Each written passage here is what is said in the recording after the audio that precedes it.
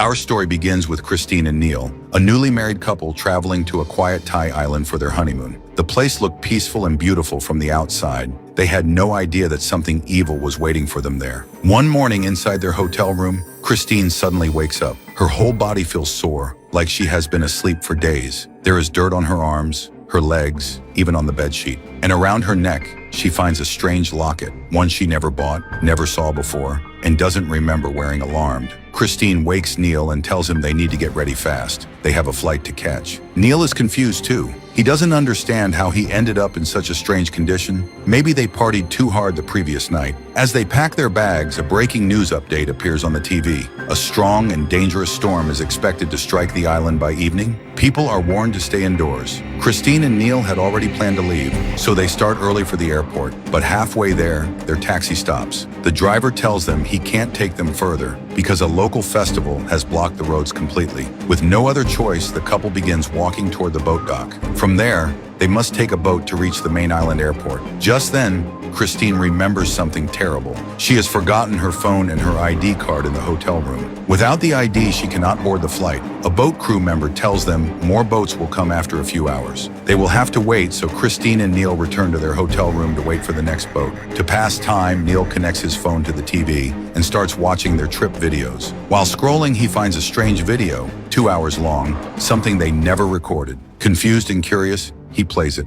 What they see shocks them. The video shows them both from last night, drunk and eating at a restaurant. A waitress named Maddie is serving them. In the video, she quietly mixes a weird liquid into Christine's drink. Christine drinks it without noticing. Later, Maddie puts the same strange locket, the one Christine is wearing right now, around her neck. Panicking, they fast forward through the footage. Suddenly, the scene changes. It shows both of them in a garden. Neil looks angry and out of control. He grabs Christine and starts fighting with her. The next moment turns horrifying. Neil puts his hands around Christine's neck and strangles her until she dies. After that, he buries her body in the garden. Christine stands frozen in fear. The video shows her dead, yet she is alive right now, standing beside Neil. Shaken and terrified, Christine runs into the bathroom. Her fear becomes even stronger when she sees real bruise marks on her neck, finger-shaped marks, exactly like the video. In panic, she tears the locket off her neck, and then it begins. Christine suddenly starts vomiting thick black liquid,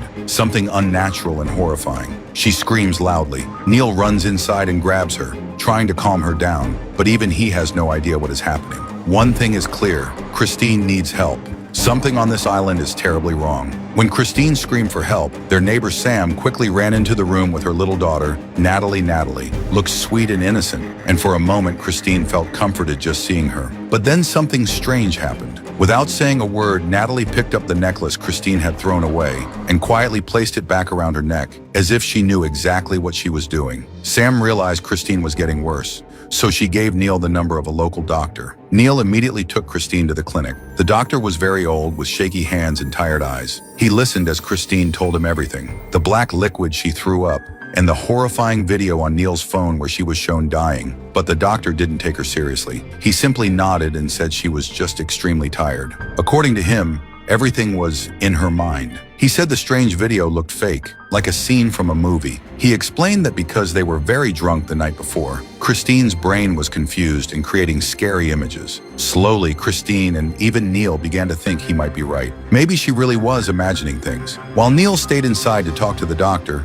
Christine waited outside. She saw some children playing happily, but when she looked again, she was shocked. Their eyes and mouths were covered with black cloth, like part of some strange ritual. Christine blinked and looked again, not sure if she was hallucinating. Just then, the doctor came outside and gave her a cup filled with some odd-looking liquid. He said it would make her feel better, but Christine's instincts told her not to trust him, and she refused to drink it. Trying to clear their minds, Christine and Neil walked toward the beach and later stopped at a small restaurant. A traditional festival had begun all around them. People were dressed in colorful but strange costumes, dancing, singing, and celebrating loudly. Neil got excited, took out his camera, and started recording everything. Soon he wandered ahead with the crowd, leaving Christine sitting alone. As she waited, Christine noticed something that made her heart stop. Among all the festival decorations was a life-size puppet, but it wasn't just any puppet. It had Christine's exact face, the same eyes, the same expression. It looked like someone had copied her perfectly. Before she could react,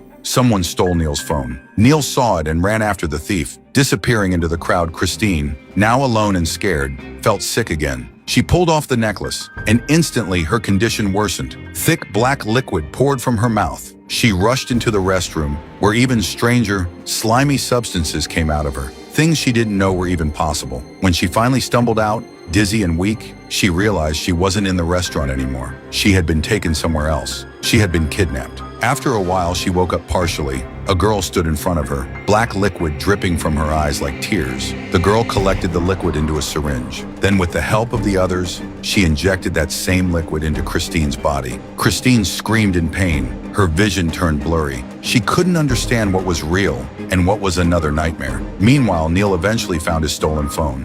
But when he returned to the restaurant area, Christine was gone. He searched everywhere in panic. Hours later, he finally found her unconscious near their hotel. Terrified, he carried her inside. And that's when he noticed something chilling.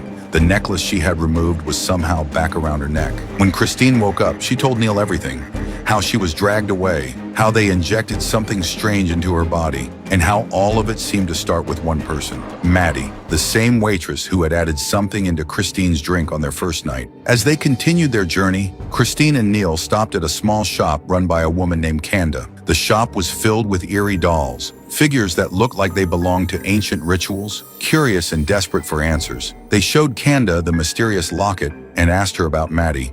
The waitress who had secretly Christine Kanda explained that the locket was a traditional symbol of the island, something locals only gave to people they felt deeply bonded with. This made no sense to Christine or Neil. They had barely been on the island for a few days. Why would anyone feel that kind of attachment to them? Setting their doubts aside, they asked for Maddie's address, though Kanda warned them not to go there, insisting it was dangerous for outsiders. They ignored her and went anyway. When they reached the location, several locals stared at Christine with wide smiles, almost as if they were happily expecting her. Their expressions felt unsettlingly familiar, as though they already knew Maddie was there too. Neil stormed up to her and demanded, "What did you put in our drink?" Maddie responded calmly. She quietly handed over their passports and said, "You can leave now." But Neil refused to go without answers. Pressured, Maddie finally confessed.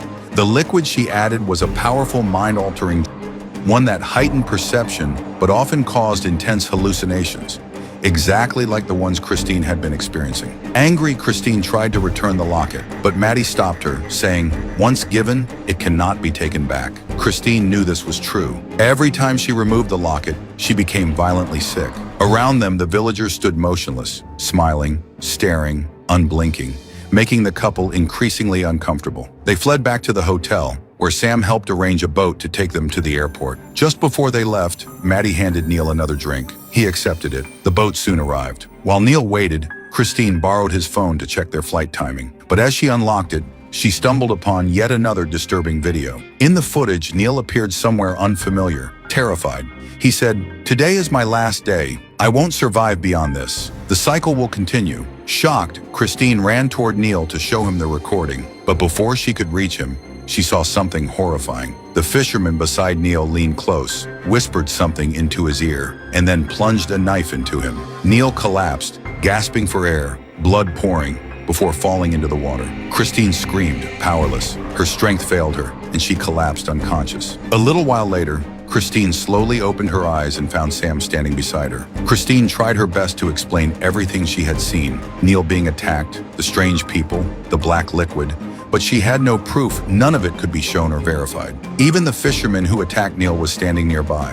Yet Christine couldn't accuse him without evidence. She knew she would only sound confused and unstable. Still shaken, Christine walked straight to the lonely spot she remembered from the video, the place where she thought she saw Neil earlier. She kept shouting his name again and again. After a moment, she noticed something on the ground. When she got closer, she was horrified to see what looked like Neil's dead body, completely decomposed, as if he had been dead for many years. But soon her vision cleared, and she realized this was yet another hallucination. Just then, Sam arrived and handed Christine a phone. Neil was calling. Christine spoke to him, but the signal was very weak. His voice kept breaking, making it impossible for her to understand whether he was truly alive or if her mind was tricking her again. Feeling scared and helpless, Christine decided to return to the place where Maddie and the strange island people had gathered earlier. Sam agreed to drive her, but when they reached the location, the entire area was empty. Everyone had disappeared as if they had never been there. Sam walked off to search somewhere else, while Christine kept calling out for Neil. Hearing no reply, she stepped inside a nearby restaurant. Suddenly, an old telephone on the counter began ringing by itself. Christine picked it up, and on the other side were strange voices, someone chanting unknown mantras again and again. Terrified, she turned around. The island's citizens were standing right behind her, but this time their faces and eyes looked twisted and unnatural, as if they were not even human anymore. Still, they didn't attack her. Trying to stay calm, Christine reached out and touched the face of one woman. Instantly, a cloud of strange gas burst from the woman's mouth and hit Christine directly. She collapsed on the floor, unconscious once again. Since the moment she arrived on this island, Christine had been stuck in a loop, fainting, hallucinating, waking up, and fainting again. After some time, she woke up inside a house. Her mind was still full of confusion. She had no idea if Neil was alive, dead, or somewhere in between. But now comes the lesson hidden in her nightmare. If you ever end up in a place where people are performing unknown rituals on you, your first step to escape is simple. Never eat or drink anything they give you. That's how all the danger begins. A single strange liquid can take control of your mind. And in Christine's case, once that mysterious drink entered her body, it spread through her system, causing intense hallucinations. The only real way to reduce the effect is to force the substance out by vomiting. If it doesn't happen naturally, you must trigger it manually by putting your fingers inside your mouth. That's the same method doctors use when someone consumes poison. They clear the stomach before the chemical can spread further. After that, wash your mouth, clean yourself, and escape as fast as possible. Run. Don't wait. But sadly, Christine and Neil never got that chance. When Christine woke up again, she felt sharp pain in her stomach. She ran to the bathroom and threw up repeatedly. Out of anger and fear, she tore the necklace off her neck. The moment she removed it, powerful visions filled her mind. She saw herself deep inside a forest. The same strange people surrounded her. They were performing a ritual on her body. Beside them was a bag. Inside it was a strange, horrifying creature. When the ritual ended, the group forcefully placed that creature inside Christine's body. She screamed in agony, but not one of them showed mercy. Why was this happening to her? Why was she chosen? The terrifying truth was about to come out. When Christine looked up and saw Sam standing in front of her, she immediately began asking the same question again and again. Where is Neil? Where is my husband? Sam gently reassured her, saying that Neil was safe, but he had gone away for a little while. The truth was that after watching the video showing him killing Christine, Neil became deeply scared. He started believing that under the influence of the